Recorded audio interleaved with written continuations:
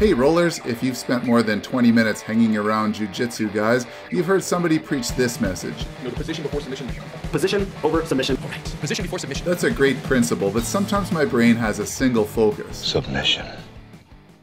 In my most recent match, I faced Nico. He had been moved up a weight class to face me, so I hoped to use my size advantage to find some strong attack positions.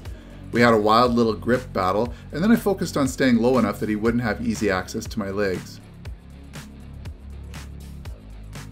I had a strong grip on his right sleeve, and when I tried to force in an underhook, he took the chance to fall back. I was concerned about having my left leg isolated, and I focused on stuffing his knee and passing, hopefully straight to mount. He used my enthusiasm against me by grabbing my heel and coming up on top. Instead of scrambling up, I tried to pull him in and briefly considered setting up a loop choke. I recognize that I give up too many points in tournaments doing this. Most of my wins come from subs, which is awesome, but most of my losses come from points, which is not awesome. After being moved to the center of the mat, I thought I'd try out some of my old trusty guard moves. I found a way to shoot through for the beginning of a triangle position, but Nico did a great job of using posture and balance to prevent me from dragging him into trouble. I switched to an arm bar, but I didn't have his elbow in deep enough, so I had to let go. Nico worked to control my legs and pass to his left, and I started looking for a Kimura grip on his left arm. He was wise to that, and he managed to avoid wrist control and wrap his arm around my shoulder.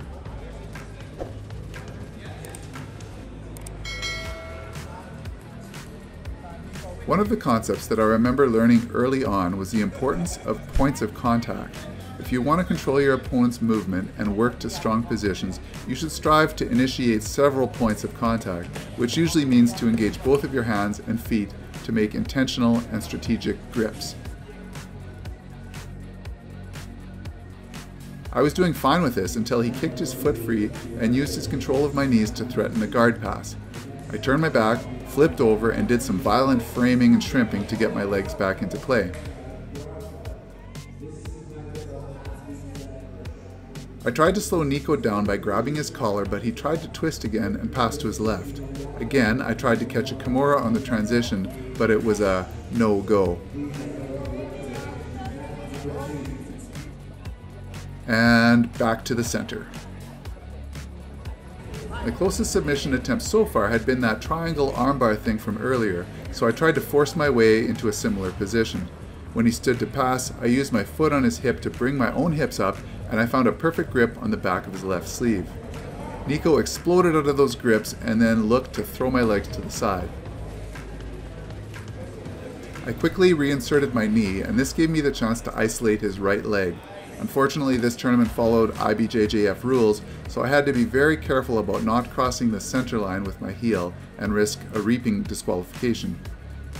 Instead of attacking, I used it as a sweep and found myself in the same position as the beginning of the match. I must be a slow learner because I was convinced I could stuff his leg and advance to mount, but just like the first time, he used it to unbalance me and come up to the top. You can't see it, but as he was passing my guard, I was fighting for another Kimura grip, this time on his right arm. Failing that, I turtled up and switched over to my reserve tank. If you've done tournament matches, you'll know what I'm talking about. There was about a minute and a half left, and I needed to make something happen. I was hoping that he would make the mistake of diving in an arm so I could trap it and get to work, but in waiting for that, I left myself open for a ridiculously easy back take. This is hard to watch. I went into defense mode, sliding my back to the mat and protecting my neck. Nico felt the position slipping and focused on maintaining control by shifting to top side. I used my annoying hooks to harass his right leg, and then I managed to use the hooks to turn and to re-establish open guard. This is where I thought I'd try some cheeky stuff. Some of you will recognize this setup for a baseball choke. I'm pretty sure Nico did too because he never tried to flatten me out in side control, but instead stood up, kept his chin tucked, and tried to circle around. I kept my legs active and I was able to lock in a position for a sickle sweep. I was aware how little time I had to work with, so instead of coming up to finish the sweep and attempt passing, I drew his ankle into my armpit, and once I felt his foot in the right place, I started pouring on the ankle lock pressure. Ideally, I would have my right foot on his hip, controlling his left leg and increasing the torque. At this point, I wasn't concerned about perfect position and technique. I just wanted to power out a win and get a tap in the last few seconds. Just like my other sub attempts in this match, I wasn't doing things in the right order.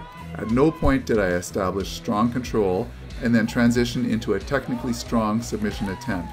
I guess that's why they say, No, the position before submission. Position over submission. Correct. Position before submission.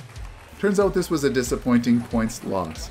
There were lots of lessons here for me, and I hope you found something helpful for your game as well. Thanks for watching to the end. Please consider liking, subscribing, and leaving a comment. Till next time.